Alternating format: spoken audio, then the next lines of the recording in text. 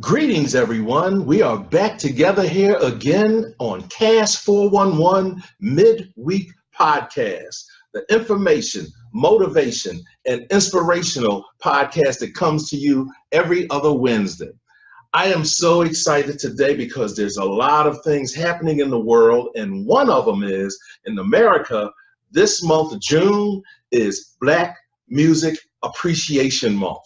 And on that note, I have an artist that has been totally fluent in the industry for many years. You will know when I introduce him in a few minutes here to come together. But one little piece of information that I just wanted to share with you, since we're talking about Black Music Appreciation Month, is that Black Music Month's co-architects, Philadelphia International co-founder with Leon Huff, Grammy-winning Kenneth Gamble, and artist development media strategist Deanna Williams. Recently, they did an interview, and in that interview, they kind of went over the reflections of what sparked the campaign,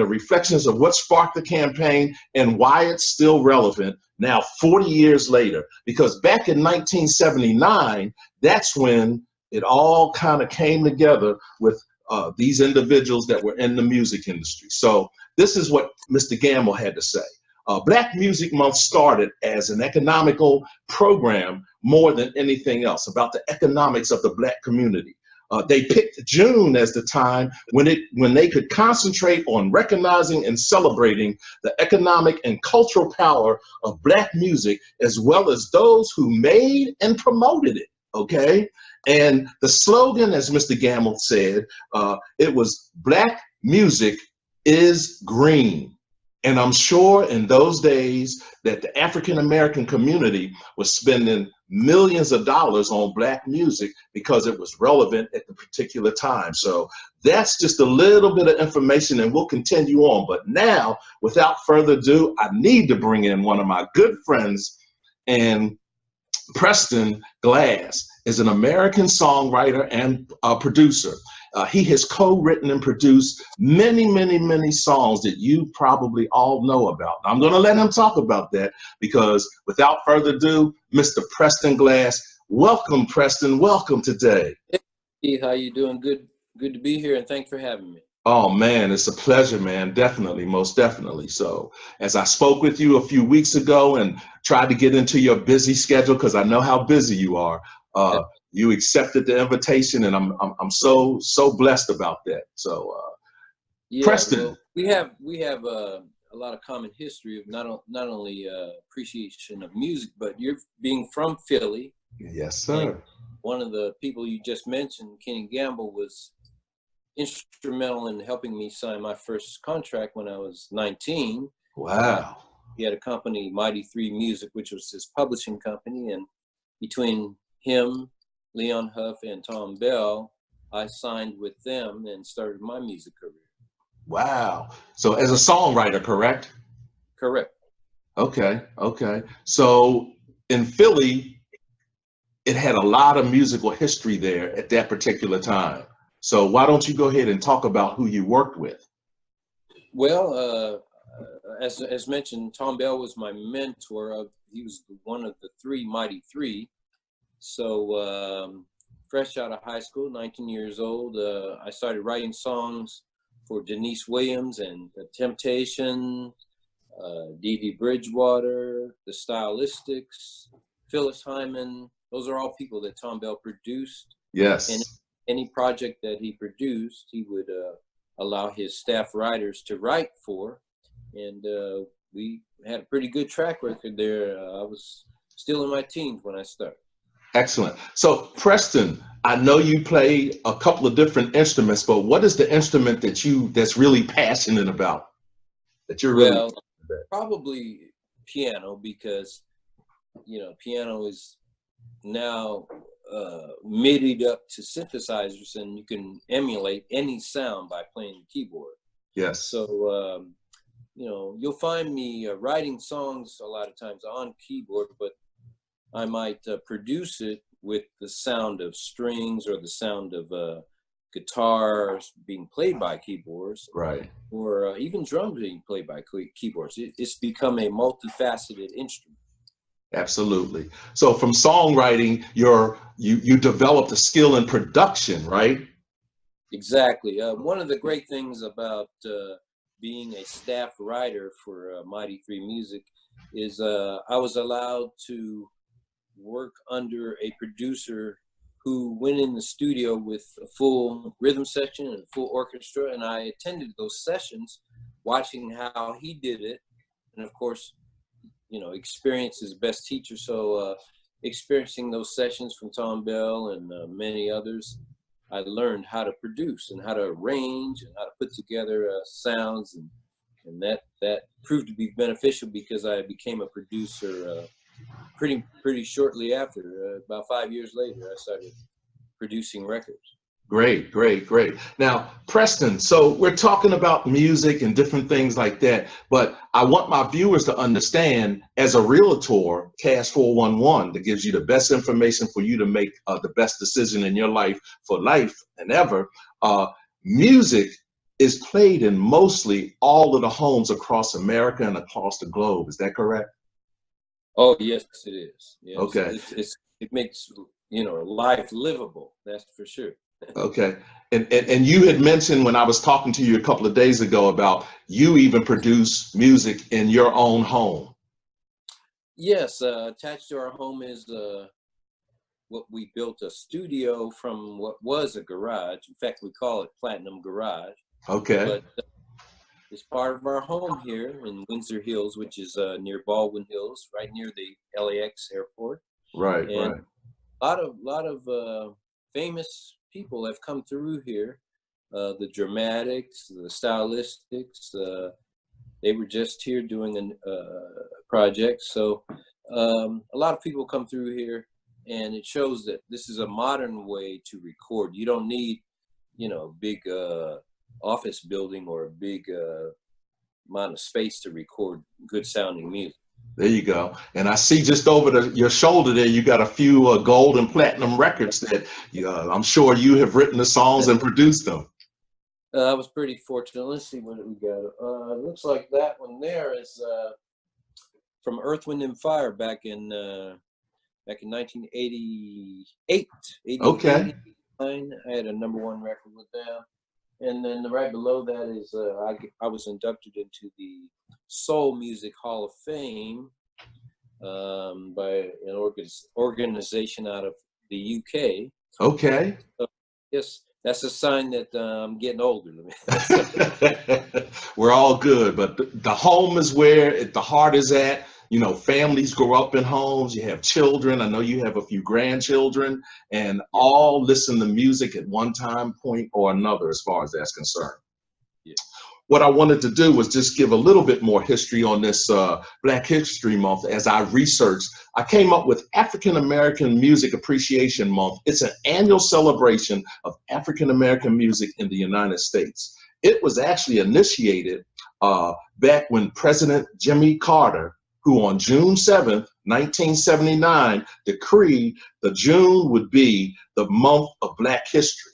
Now, let me fast forward a little bit, because as Gamble and Mrs. Williams worked on it a lot more, there was actually a congressman out of Philadelphia that went on and petitioned and got a lot of other musicians and artists and entertainers together so that they went to Congress and got it passed that it would be Black Music Month. But when President Barack Obama, in his 2016 proclamation as a president, he proclaimed that, noted that African American music and musicians have helped the country to dance, to express the faith through song, to march against injustice, and to defend our country's enduring promise of freedom and opportunity for all. So in 2016, President Barack Obama actually did a presidential proclamation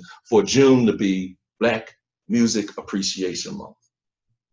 That's amazing, and that statement that he made is so true, that it music does a lot for people. You know, even down to changing the way people's minds and hearts think about human rights and civil rights and things of that nature. Absolutely. And of course, they make us dance and move and have a good time.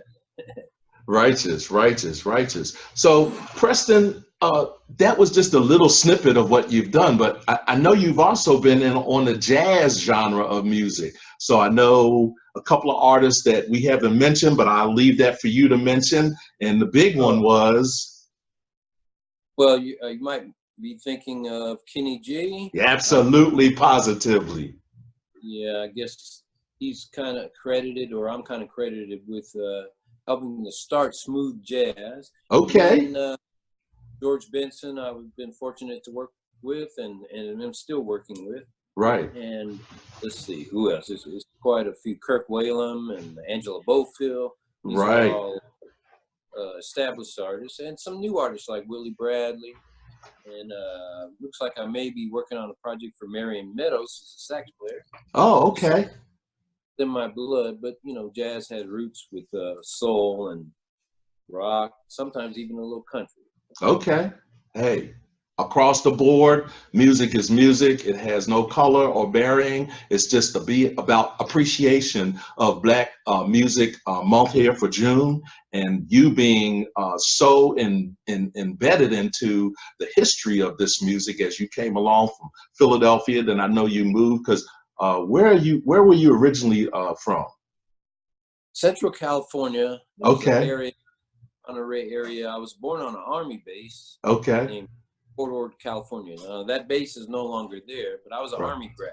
Okay. Which means I traveled all around wherever my dad was stationed as a Army sergeant. Then he retired, so we settled in California. Okay. I actually sued Tom Bell and the Philadelphia Sound folks by sending him my music, and I flew to Philadelphia from California. Okay. To try and get them to notice my music, and fortunately it panned out.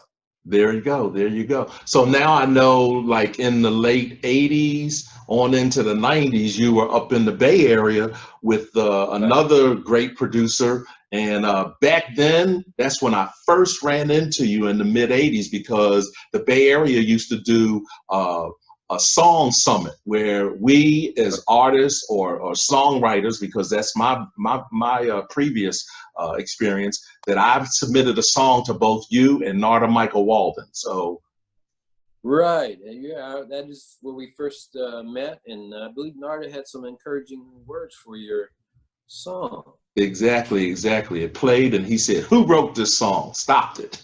I said, "I did." He said, "I thought I did something wrong." And he said, "This is a hit." So afterwards, I was invited to the studio there, Tarpon Productions up in San Rafael, California. And I know you guys work with many artists there. So talk about that. Tarpon is synonymous with names like Whitney Houston, and, yes, Mariah Carey, and Aretha Franklin, of course. And tell me about the one you wrote. What was that famous song for Aretha? It was a song called "Who's Zoomin' Who," which was the title of her comeback album. But that album also.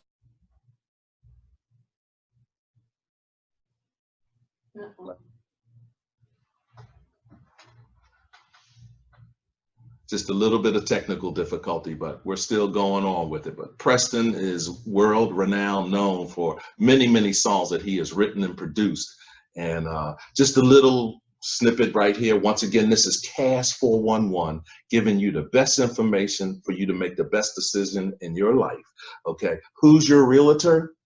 Okay, so if you're buying, if you're selling, even if you're looking to invest, give me a call. The number will be on the screen, and stay in touch with me as I continue to bring the podcast to you at least every other Wednesday. So in 2 weeks, I have another musical phenomenon that is going to be, he's a guitar player, and we go back 50 years because we grew up together.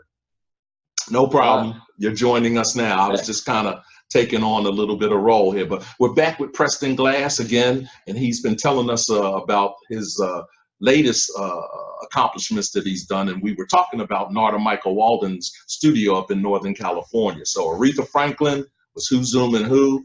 Did you write some things on Whitney's album too?